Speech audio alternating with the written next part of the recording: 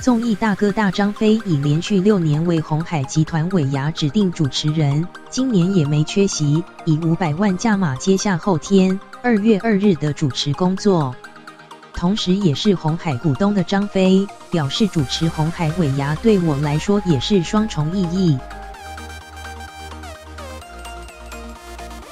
根据苹果日报报道，鸿海集团尾牙爱心嘉年华会将在后天上午9点于台北南港展览馆举办，邀请到萧敬腾、田馥甄、李千娜、韦礼安、萧煌奇、熊仔、顽童 MJ116 等近20组艺人团体表演，主持由张飞再度领军。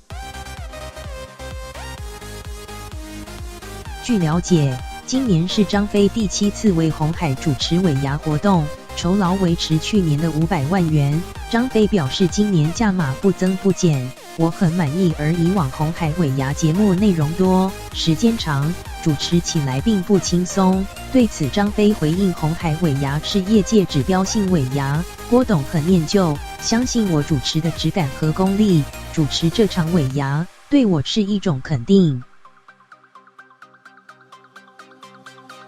同时也是鸿海股东的张飞，已购买鸿海股票长达20年。他透露，光靠买卖鸿海股票就赚逾1亿元，主持鸿海尾牙对我来说也是双重意义。